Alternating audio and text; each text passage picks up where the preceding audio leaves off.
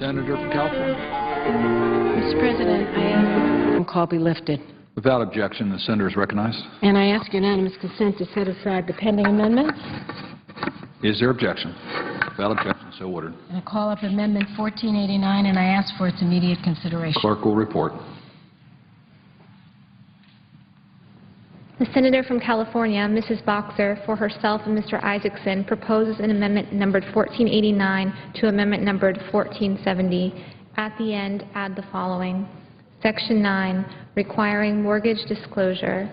Section 102A4A of the Ethics in Government Act of 1978, 5 U.S.C. App, is amended by inserting after spouse the following. Except that this exception shall not apply to a reporting individual described in Section 101F9. Thank you very much. I'm sure listening to that it's hard to understand exactly what this is all about, so let me just take a moment. I want to first thank Senators Lieberman and Collins for all their hard work on this. And I want to thank Senator Gillibrand for writing the Stock Act. And I come to the floor as the chairman of the Ethics Committee with an amendment that we wrote together, Senator Isaacson and I, who's the vice chair of the committee. So this is quite a bipartisan amendment, and I don't think it should be controversial or troublesome in any way. This amendment actually comes from a bill that Senator Isaacson and I wrote together after the Countrywide fiasco. If you want to recollect that unhappy issue, it was a situation where Countrywide had set up a VIP program, and they literally targeted members of Congress, the House and Senate, to put them into this program and never really told the members of Congress that there was this program, and yet it went forward. And because there's no rule that personal mortgages be shown on the disclosure form, all of this was quite a shock when it all came out. So what we're saying is we want to improve the disclosure requirement on home mortgages. Right now, if it's your own personal home, you don't have to show the mortgage, and this would correct that. It would mean that you have to show the date the mortgage was entered, the balance and the range, the interest rate, the terms, the name and address of the creditor. So it's an omission, but actually it's a pretty glaring omission in our financial disclosure requirements because, again, of the Countrywide example, we don't want to have a situation because we're not allowed to get better treatment than anyone else. And the fact that we didn't disclose these mortgages, it was quite a story when it came to light that there was a special VIP program at Countrywide. So this legislation is, this amendment addresses this omission. It requires members of Congress to make a full and complete disclosure of all the mortgages on their personal residences. Again, right now, this requirement is in place for mortgages that you may have on investment properties, but not on your personal properties. And it would include members of Congress and their spouses as well. In his State of the Union address, the President spoke about the deficit of trust between Washington and the rest of the country. I don't know that this amendment is going to cure all those problems, but I do think it shows that we're ready to learn from a bad experience, which was the Countrywide experience. And so I think the Boxer-Isaacson amendment and the underlying bill are sensible steps toward rebuilding our nation's faith in government. Again, the rules are already clear that we are not permitted to get any financial arrangements that are better than they are for any other constituent. And so I think by this disclosure, we're saying that even in our own personal mortgages, we have to be aware of this. And I think that this listing is called for, and I urge my colleagues to support this amendment and the underlying legislation. I would yield the floor and note the absence of a quorum. The clerk will call the roll of the Senate. Mr. Akaka. The senator from Maine is recognized. Thank you, Mr. President. I ask unanimous consent that proceedings under the call be dispensed with. Without objection, the senator is recognized. Thank you, Mr. President. Mr. President, I just want to comment briefly on the amendment that has been proposed by the senator from California to the legislation written by Senator Brown. Senator Gillibrand has a similar bill as well.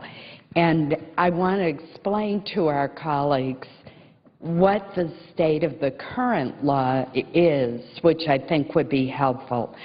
Under the Ethics in Government Act of 1978, there is an exemption from disclosure for mortgages secured by real property that are the personal residence of the reporting individual or his spouse.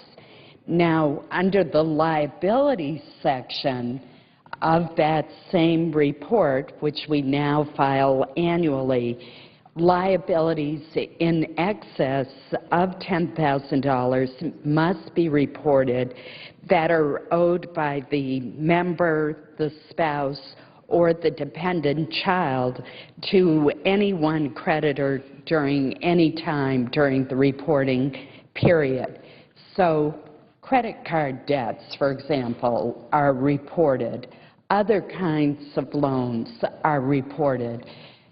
Mortgages held on investment properties, for example, that are rented, are reported.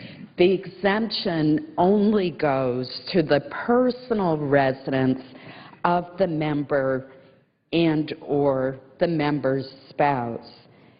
I'm unclear and need to get clarification from Senator Boxer and also the Office of Government Ethics whether her amendment would extend the new disclosure requirement that she is proposing to executive branch employees or whether it would only apply to the legislative branch. As I read her amendment, it looks like it only applies to the legislative branch and perhaps only to members. So I would ask through the chair if the senator from California could clarify for me whether this is just truly an informational question, whether she's intending this new requirement to apply to congressional staff and whether she's intending this new requirement to apply to executive branch members who are currently required to file an annual financial disclosure form. Senator from California. Well, thank you very much, Senator Collins, for that question. Senator Isaacson and I, as chair and vice chair of the Ethics Committee, are applying this to the members of Congress. That's because the scandal that took place with Countrywide involved the members of Congress. We are not including staff in this, and it also applies to more than one residence because some of our members have 7 homes, 6 homes, 4 homes, 2 homes, and if you have mortgages on any of those properties, you would now have to disclose those. Senator from Maine. Thank you, Mr. President. I want to thank the senator from California for clarifying that issue and answering my question. I guess my further question would be, why would we only apply it to members of Congress and not apply it to members of the executive branch? For example, I would argue that if there are conflict of interest issues or allegations of a sweetheart deal for mortgages that might be revealed by this disclosure, that would apply equally to, say, Treasury officials, in fact, even more so to Treasury officials, or bank regulators, as it would members of Congress. So I would wonder if the senator's intent is to make sure that members are not getting sweetheart deals on their mortgages, which obviously no member should be receiving a sweetheart deal on a mortgage, why that same logic would not apply to executive branch officials, particularly since arguably they have far more direct influence and jurisdiction and regulatory authority over financial institutions than do members of Congress. Senator from California. Mr. President, I would be happy to, go on as a co-sponsor to Senator Collins if she wants to take on the additional burden of, moving this idea forward. I don't have any problem with it. The point is, I'm here, and I've been very open about it, because I know what I'm talking about when it comes to members of Congress. Because as chair of the Ethics Committee, I don't oversee Treasury. This is not my role. This is not my expertise. And I'm very humble about that. And I did see what happened here, along with, I would say, every member of the Ethics Committee and Senator Isaacson. This is a bipartisan amendment. And we know what we're talking about. And we're saying there was a problem, and members of Congress were courted by Countrywide. Did they court other people? I don't really know. But if there's some proof that they did, and there's a need to go and cover them with a similar amendment, I'd be happy to work with my colleague on that. But I'm not going to change this particular piece of legislation because I know what I'm talking about here. I know how to fix this.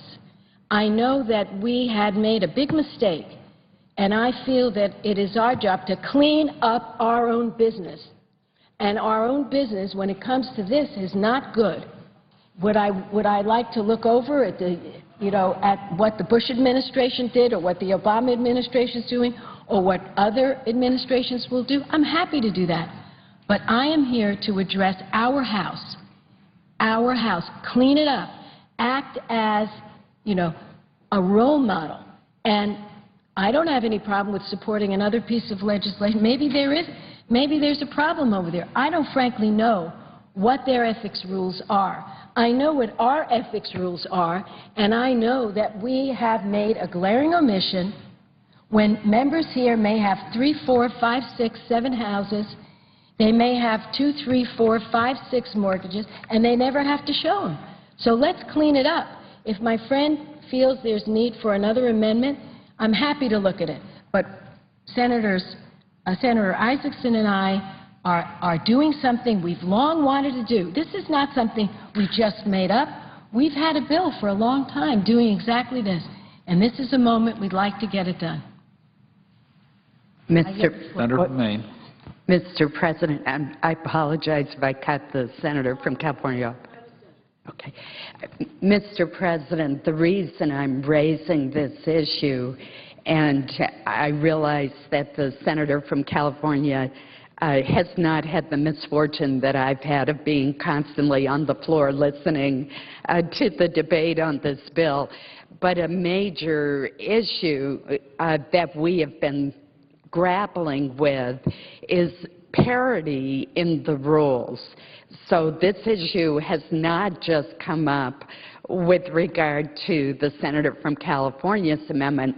It has come up over and over and over again. So I'm not in any way singling out the senator from California to raise this issue. This has come up on every single issue that we have been tackling on the floor, which is if we're going to have more disclosure for the legislative branch, shouldn't we have the exact same or comparable disclosures for high-ranking executive branch officials. So the issue I raised, I want to assure the senator from California, is by no means unique to her amendment. It has come up over and over again, and indeed the first amendment that we were supposed to have voted on last night was an amendment by Senator Paul making clear that this bill applied to the executive branch, and then Senator Shelby had an amendment to make sure that there was online disclosure by the executive branch. So this is an issue that has permeated the entire debate on the Stock Act and is not unique to the issue that's been raised by the senator from California. Thank you, Mr. President. The senator from California. Well, thank you for that, because it was a little surprising. But my understanding is, and I hope to stand corrected by Senator from Maine if I'm wrong and the senator from New York, that the whole idea behind the Stock Act, the bills written by Senator Gillibrand, a bill written by Senator Brown, did not deal with the executive branch. So I thought the whole notion behind this was for us to clean up our act. Clean up our act over here. That's the best way, I think, to proceed. Now, I have no problem if my colleague wants to write an amendment, she herself, on this particular issue, and if she can make the case that it's been shown that VIP loans were given to members of the executive branch, whether under George Bush or Barack Obama, and I think in the years that she's looking at, it would have been under Bush, because those are the years that the countrywide scandal took place. If my friend has absolute information for me that shows that members of the Bush administration or Obama administration got special treatment from the countrywide scandal, I would like to know about it. I don't know anything about that at this time. If my friend feels it would be a good thing to do to offer a separate amendment covering certain members of the executive branch, I am happy to look at it. But, you know, it really strikes me as bizarre that this has become an issue here. It sounds like what's going on here from the Republican side is all of a sudden they want to turn attention over to the executive branch rather than focus it on, you know, on us, which I think is critical. But I'm happy to look at any amendment that deals with abuses that you can show me were occurring over on the executive branch side. During those years, the countrywide was doing its damage, and I'd be happy to support an amendment. But I think we should keep this amendment clean. I think this amendment should be clean because we are looking at a particular ethics rule, and we are essentially cutting out a loophole which has allowed colleagues here to not have to list their personal residences, when in fact we know some of them got special treatment. Mr. President. Senator from Maine. Mr. President, first of all, let me make the point to the senator from California. I'm a co-sponsor of the Stock Act. I co-sponsored Senator Brown's bill, so it is not as if I don't think that legislation is needed in this area. I'm a co-sponsor of this bill and have commended him for his work on this. But the fact remains that in our committee markup, the bill was changed. I know the senator was distracted when I answered that question. The bill was changed to extend to the executive branch in committee. It's in the bill that is before us now. So the senator was misinformed in that regard. The bill was changed to make very clear that the insider trading prohibition applied to the executive branch, and that executive branch members have a duty to their agencies, the government. We make that explicit. That was changed in committee. So the senator is not correct that the bill that was brought to the floor only applied to Congress. It does not. it applies to the executive branch. The second point I would make is, this is not a partisan issue. We have bills on both sides of the aisle. We have amendments on both sides of the aisle. And indeed, we have disclosure amendments that apply to the executive branch coming from both sides of the aisle. Senator Wyden has a disclosure amendment that is similar to Senator Shelby's. We're working with both of those offices right now to try to work those out. So this, I don't know how this all of a sudden became a partisan debate or a debate about the Bush administration or anything.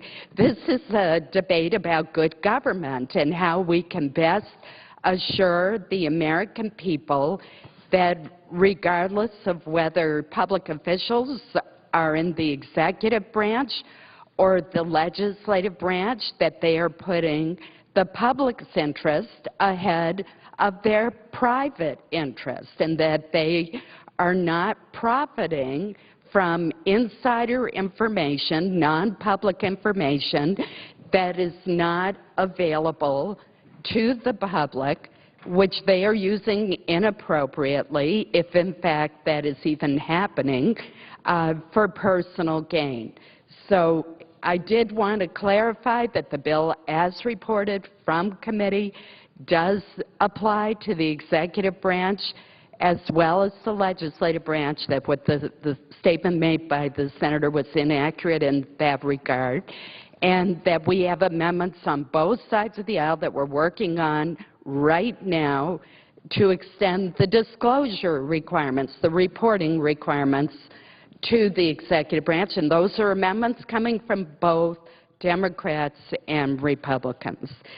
I would like to yield at this point to the senator from Massachusetts. The senator from Maine has the floor. Well, she can't yield. I would like to have the floor now, if I might. She can't yield to another colleague, except if it's for a question. But I would like to have the floor to, since the senator just said I was incorrect, and I would like to correct her, if I might. The senator from California. Thank you. What I said was, when these bills were introduced, they were directed at the Congress. That's what I said. That's how the bills, I talked about the bills. I didn't talk about what went on with amending it, etc. So I will repeat what I said was accurate. Both Mr. Brown's bill and Ms. Gillibrand's bill were, in fact, talking about the Congress. What I also want to say is, if my colleague wants bipartisanship, she should be happy with this amendment, since it's coming from Senators Boxer and Isaacson, the chairman and the vice chairman of the Ethics Committee. Now, we did not investigate the executive branch and countrywide's going after the people in the Bush administration and the Obama administration. We don't have that information. If she has information that shows that there's been sweetheart deals over there, I certainly want to know about it. And as I said, if my colleague wants to offer a first-degree amendment that broadens this, I'm happy to look at it. Because if it can be shown to me that there's been abuses over there from the mortgage companies going after these folks over there, I'm happy to agree to that. I would have to take it to Senator Isaacson because he is, in fact, the co-author. And also, I have to point out that this same amendment that I offered was put forward in a bill by Senator Cornyn in 2008. So there's a lot of interest on this. But I am a person that likes to know what I'm talking about. I try very hard. And I don't know if there's been abuse from the mortgage companies over to the executive branch, but I know for sure there has been a big problem here with colleagues getting sweetheart deals. And I want to put an end to it. If my colleague wants to strengthen my amendment, she can offer a second degree. If she can prove to me that there's been abuse and there's problem and there's not enough protection, I'm happy to support it. But I guess I'm a little taken aback as I come here in a bipartisan spirit to offer a bipartisan amendment, and I'm kind of been the subject of some weird sort of attack for not going far enough with my amendment. And I find it just bizarre, to be totally frank, and I will continue to stay on the floor until I understand what this is all about. Maybe I have nothing to do with it. If I said something wrong, I'd like to know what it is. But I'm offering in good faith a bipartisan amendment that's a no-brainer, that comes straight out of the countrywide scandal that we studied here in a bipartisan way in Congress, and we are moving to correct the problems that we know exist. If there are more problems out there, my friend has proof of that. She can prove it to us. I'm happy to support a first degree to this amendment. Mr. President. Senator from Maine. Mr. President, I do not know why the senator from California, first of all, is assuming that I'm somehow opposed to her amendment. I have not said that. What I raised was a very legitimate question of asking whether she had considered extending it to the executive branch. Then her response seems to be an attack that if I have information that there are problems and sweetheart deals in the executive branch, I should prove them. I'm not making allegations here. I don't make unsubstantiated allegations against individuals. What I was trying to tell the senator from California is that the issue of the scope and applicability of this bill has come up over and over again. It came up in committee. We changed the bill in committee to make it clear that the prohibition against insider trading and a duty applied to the executive branch as well as to the legislative branch. I have not criticized her amendment in any way. I asked a series of questions about the scope of her amendment because this issue has come up repeatedly on both sides of the aisle. It came up in committee during our markup. It's come up on the Senate floor repeatedly as far as what the disclosure requirements should be and to whom should they apply. So I am the one who is baffled by the response of the senator from California, since I have not indicated any opposition whatsoever to her amendment. I have merely brought up the fact that the issue of the scope of this bill has come up repeatedly, so I was curious why she chose to have such a narrow bill rather than applying it to executive branch officials who filed the same kinds of disclosure. Mr. President. Senator from California. Mr. President, look, we can go back and forth 100 ways to Sunday. I thought I explained exactly why Senator Isaacson and I have a narrow bill. We're trying to fix a problem that we know exists. We feel very strongly that for the good of the Senate, in particular, because this is the body we serve in, we love it, we want to make it strong and appreciated and not deride it. That we had a scandal that touched this body. We had an investigation, thorough. Took a long time to get to the bottom of it. We uncovered the fact that Countrywide had a sweetheart deal and they were aiming it at members of Congress. We have crafted this amendment to respond to what we know is a problem. I'm not in the business of coming down here and legislating on things that I might guess are a problem. Or, gee, maybe I can throw out a fishing net and catch everybody in it. If there's a problem elsewhere, I'm happy to support my colleague if she would like to broaden this. I'm not against it. But I'm saying for Senator Isaacson and for me, we have offered an amendment that cures a very simple problem, that the ethics rules as they are today allow senators and members of Congress to avoid showing the mortgages they hold on personal residences. Now, if the same thing exists in the executive branch, I don't know about that. I am dealing with an amendment here, and so is Senator Isaacson, that we know about. So if the senator asks again, why is our amendment narrow? Let me again answer it in another way. We are curing a narrow problem, but a problem that exists. We're not throwing out some big, fishing net to catch everybody in it that we don't know about. And we think this will make the Congress a better place. We really do. Because there are members that have 2, 3, 4, and 5 homes. They may have 2, 3, 4, and 5 mortgages. And we think it's important to the public to know that. But again, I hope my colleague from Maine supports this. I don't know if she does. She doesn't oppose it. That's a good start. So I hope she supports it. And if she feels she can make it stronger, she should offer a first-degree amendment. Let me take a look at it. Let me see whether it's necessary. Let me see whether there's reason to do it. And I could surely tell her I'm very open to broadening it.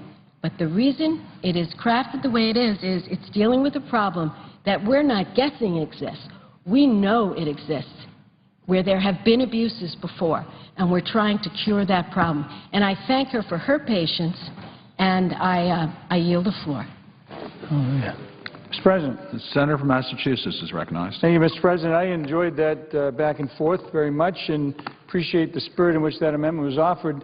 And just for the record, I wrote the original bill. It was my bill, okay?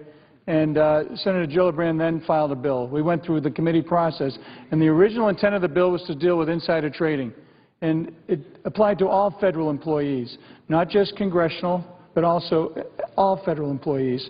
So it's an insider trading bill. And the spirit of what we've been trying to do over the last day and a half is to address issues equally. So to eliminate all appearances of impropriety and for any branch of government to not play by the same rules as the American people would play by. So every single amendment that's come through this chamber right now has not only been expanded to cover, obviously, us here in the Senate and the House of Representatives, but also equally to the executive branch.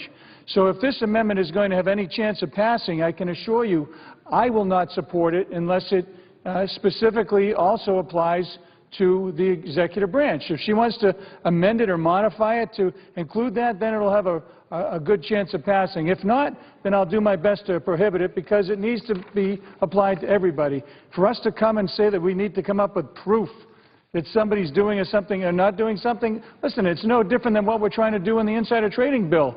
There's been no one brought to court and found criminally responsible. We're dealing on inference and reference and innuendo. That's why we're trying to reestablish the trust with the American people to do something that wouldn't traditionally have been done, but not for a 60-minute piece. So if we knew it's something happening in the mortgage industry, great. Let's let it apply across the board, not exclude a group of federal employees for some particular political reason. So once again, if she wants to amend it, great. If not, then I'm going to do my best to make it amended so we can have it apply equally if we're going to ultimately take it up, and I yield the floor. Mr. President. Senator from Alaska. Mr. President, I actually also just enjoyed this debate, and I agree with you, Senator Brown. It's a form they already fill out now. They just have to add one more line, so it's not complicated. So if executives are part of the equation, I think it's a good idea. I'll just leave it at that. I came down here actually, Mr. President, I'd like to speak in morning business, and I rise today to speak about the STOP Act. The senator is recognized.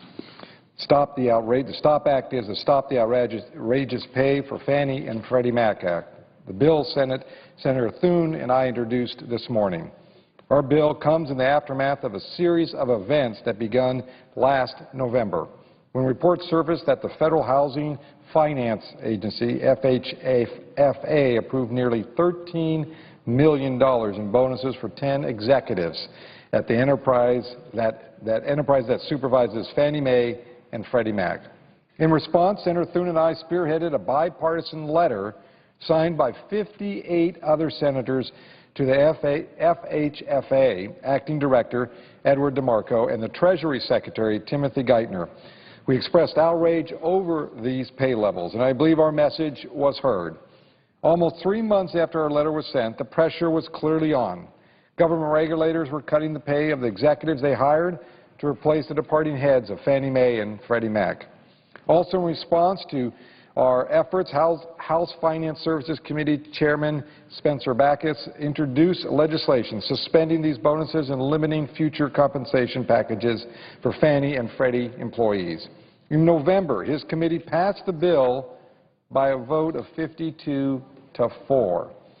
The Begich-Thune Stop Act is a common-sense approach to address the outrageous Wall Street-like bonuses and pay that have occurred at Fannie Mae and Freddie Mac for far too long, and which continue to occur to this day even after billions in taxpayer bailouts.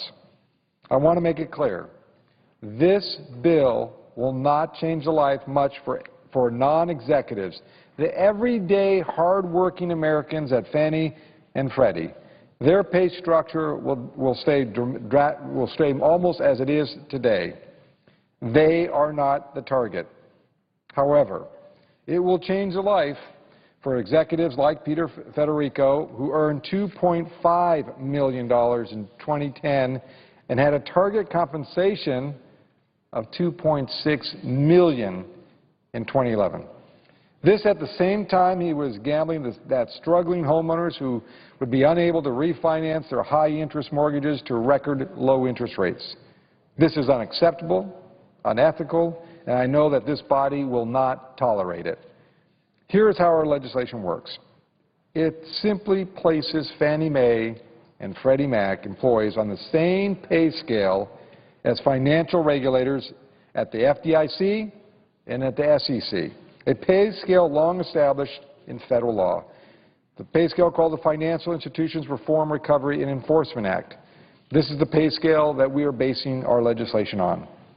Under our approach, Fannie Mae and Freddie Mac employees can't be paid more than employees of other federal financial regulatory agencies. Right now, the highest paid person under this pay scale makes $275,000 a year. This is our pay cap. While this is a lot of money, it isn't any more than what the cops, as we call them, on the financial beat make to ensure that the ordinary Americans are protected and get a fair shake. Our legislation also stops any future bonus payments that go beyond the cap established in this legislation. Also, any already granted bonuses that have not yet been paid will be stopped. Any money in excess of the cap we have established will be used to pay down the national debt. Finally, our bill requires that Fannie and Freddie salaries be made available to Congress and the public through the Senate Banking Committee and the House Financial Services Committee. Now, I'm aware of the criticism of this bill, and I would like to address them. Senator McCain offered an amendment yesterday that freezes bonus pay. I support Senator McCain in his efforts. In fact, I co-sponsored this very same amendment the last time it was offered. Many of you have asked me why our bill does not freeze bonus pay. Our bill is based on a broad-based approach that looks at the entire pay structure within Fannie and Freddie Mac. While it tackles the huge bonuses and pay policies for executives at Fannie and Freddie, we believe that the everyday employees earning modest salaries should be occasionally rewarded for outstanding work. So it ensures that they get the small bonuses that may be effective for them. But to clarify, these would be modest bonuses that never exceed the pay cap established in this bill. I've also heard the concern that Fannie and Freddie won't be able to attract the right kind of talent if they can't pay people multi-million-dollar compensation packages. I hate to state the obvious here. Fannie and Freddie have proven the opposite.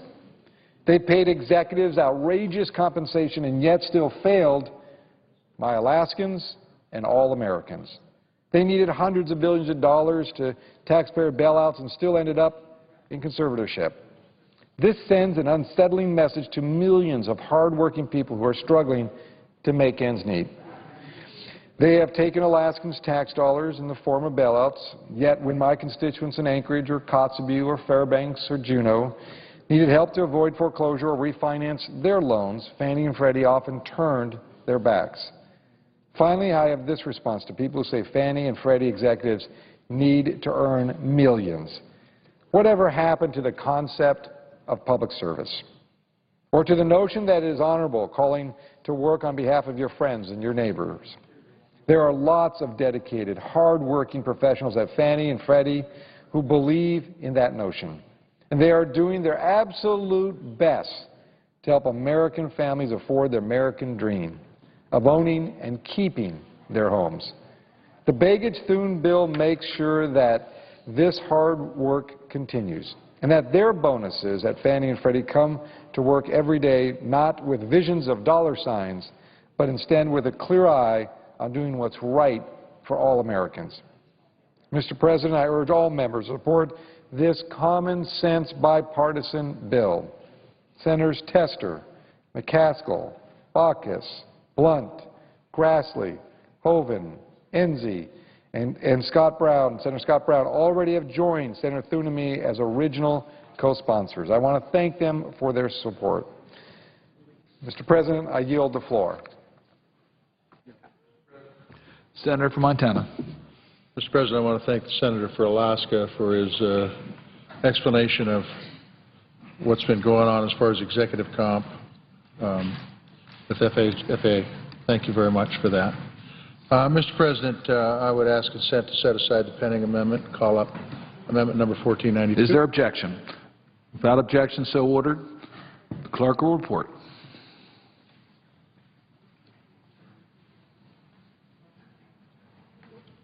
$14.92. The Senator from Montana, Mr. Tester, proposes amendment numbered 1492. I ask consent that the reading be suspended. Without objection, the senator from Montana is recognized. Now I ask that this amendment be set aside, and I now ask consent to call up amendment number 1503. Without objection, so ordered. The clerk will report.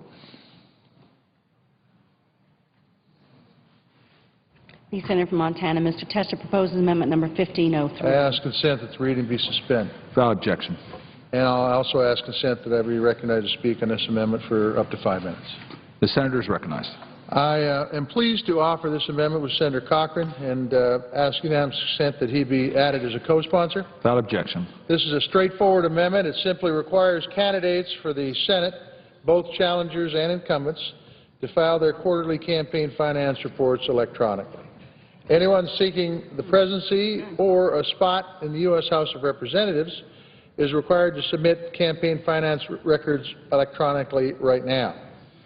But senators or would-be senators are not. It makes no sense. Right now, Senate candidates drop off a hard copy of their filing report with the Secretary of the Senate. Someone from the FEC comes over and then takes reports over to the FEC to make copies. And then finally, the copies are put online. Now, these documents often run hundreds of pages in length. The FEC estimates it wastes about $250,000 of taxpayer money each year just to make those copies and put them online. Now, it might not sound like a lot of money in Washington, D.C., but the idea of spending $250,000 on an outdated process represents what's wrong with Washington, D.C. Americans deserve to know how much money candidates raise and from whom, and they deserve to be able to access that information in real time. Number 1503. It is not just the cost of the current process that folks should be angry about. The process of making copies and posting the documents online takes weeks. That's not just a waste of time, it's bad for the democratic process. Campaign finance data filed right before a general election is not available to the public until the following February, long after the election has already taken place. Since the Citizens United ruling, folks aren't able to tell who's funding third-party advertisements. It's hard enough to know who's spending the money on third-party advertisements. The least we can do is to make sure that folks have better access to the information about who's giving to the candidates. My bill from the last Congress had strong bipartisan support, 14 Democrats, 6 Republicans. 5 of the co-sponsors are members of the Homeland Security Committee. I especially appreciate and want to thank the Republican manager, Senator Collins, Republican manager of the Stock Act, Senator Collins, for being a supporter of that original bill.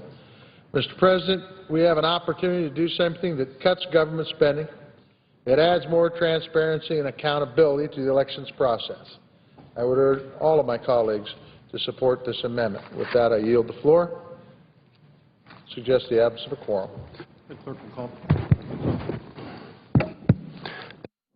The clerk will call the roll. Mr. Akaka.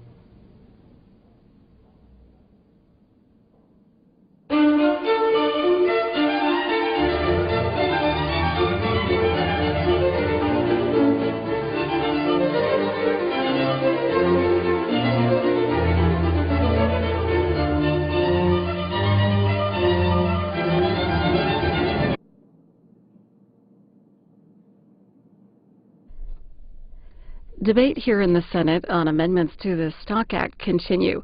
Even though there's been no agreement announced on how many amendments will be offered or how long debate on this bill will continue. The Senate is expected to recess in about 45 minutes from now at 4 o'clock Eastern, so senators can be briefed on cybersecurity issues. Meanwhile, today the White House formally unveiled President Obama's plan to help struggling homeowners. Congressional Quarterly writes that the president urged Congress to pass legislation that would create a mortgage refinancing program to allow homeowners to save roughly $3,000 a year. However, Republicans are expected to object to the president's plan for a fee on financial institutions to pay for the plan. You can see the president's comments from today on C-SPAN's overnight programming and right now at cspan.org.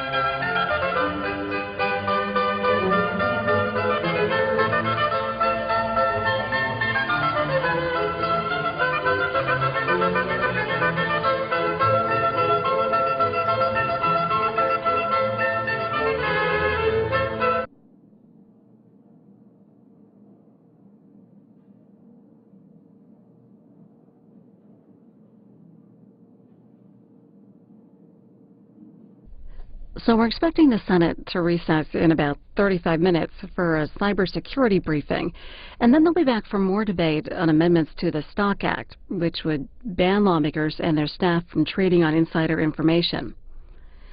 Tomorrow morning, President Obama participates in the 60th Annual National Prayer Breakfast, and the President is expected to speak at around 8 a.m. Eastern, and we'll have it live for you here on C-SPAN 2. And also tomorrow, Federal Reserve Chairman Ben Bernanke is scheduled to talk about the economy before the House Budget Committee. You can watch it live starting at 10 a.m. Eastern over on C-SPAN 3.